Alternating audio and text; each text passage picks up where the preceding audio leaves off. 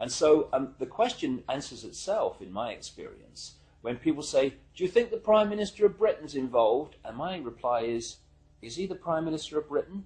Yeah, well, he's involved, particularly Britain, because the reason, you see, that you cannot put a cigarette paper between the British Prime Minister ever and the President of the United States, whether Democrat or Republican, is because both are answering to exactly the same masters.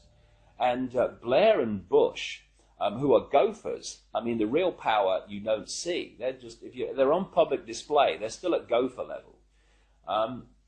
They are far more terrified of those in the shadows dictating to them than they are of public reaction to them. Because the most that public reaction can do is kick them out. It's not the most that the people in the shadows can do. I was talking years, indeed, before Blair came to power, that Blair was a chosen one and that he would be brought through. And one of his tasks would be to take Britain into the euro, among many other things. And this is why Bush and Blair speak from the same song sheet, because the same people are handing out the song sheets. So yes, absolutely is involved. And so are the British royal family in horrendous rituals that go on at places like Balmoral. And if what really goes on comes out, and it will, people like Bush and Blair and the British royal family will have to reincarnate many times to complete the sentence.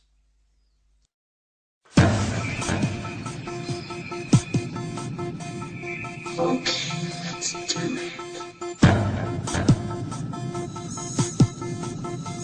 Let's do it.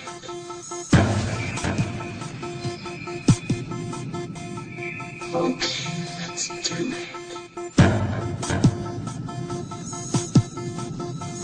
Let's do it.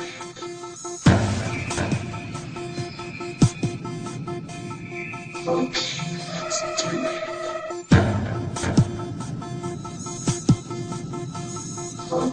Let's do it.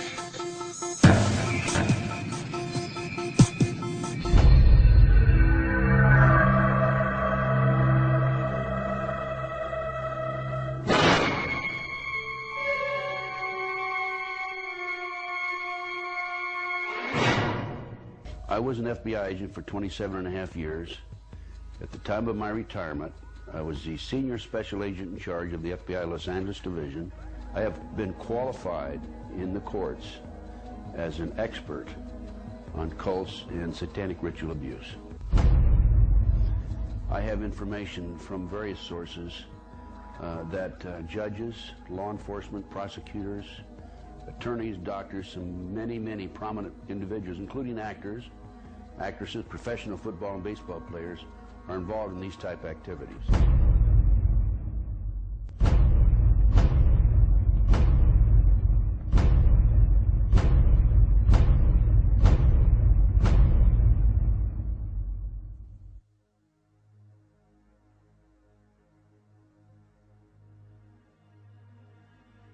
If you go back 225 or 30 years ago, you have what we call the Illuminati that was established in 1776. And the goals of the Illuminati, this is all very well documented, are to take over the world.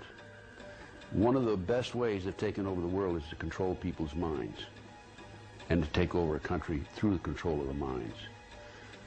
So what's happening in America, and based on my research and my interviews with numerous individuals, is that the powers that be, the higher-ups, the people in the Illuminati, are using the satanic cults as a means and as a tool to condition individuals and to make them victims of the mind control, MK Ultra mind control program. There's probably close to 4 million practicing Satanists in the United States alone, based on my intelligence information.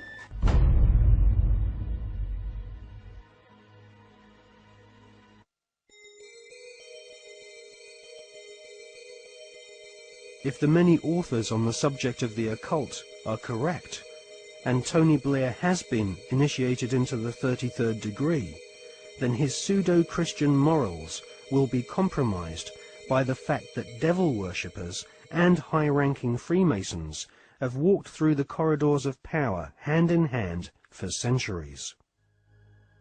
The Royal Archmasons describe their highest-ranking brothers as Grand Solicitor Generals of the Supreme Grand Chapter. There is a secret word, the name of the true Masonic God, which none are allowed to say in public. This name is Yarbulon.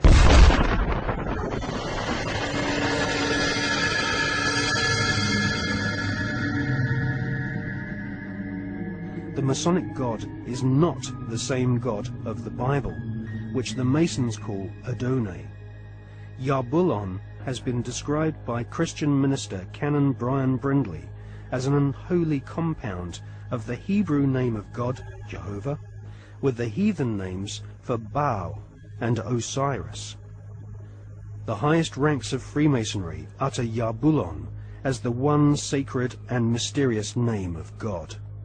Yarbulon is a tripantheon Masonic god, in part deified as the historical Baal, which the Oxford English Dictionary confirms as being a Hebrew word. Baal is the chief male deity of the Phoenician and Canaanite nations. To the tribes of the Old Testament, Baal was the devil himself.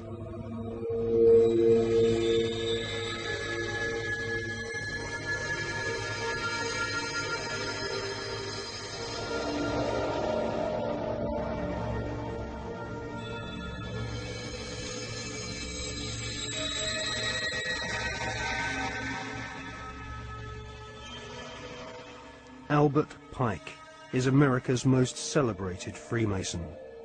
Pike was Grand Commander Sovereign Pontiff of Scottish Rite Freemasonry in the southern and western United States from 1859 to 1891. Scottish Rite Freemasonry has its own headquarters at the 33rd degree in Edinburgh. The United Grand Lodge of England has tried to deny that the true god of Masonry is Yarbulon, or has anything to do with the devil. But Albert Pike describes Yarbulon as a symbol of the infinite and eternal Godhead, a mongrel word whose name has been for 2,000 years an appellation of the devil.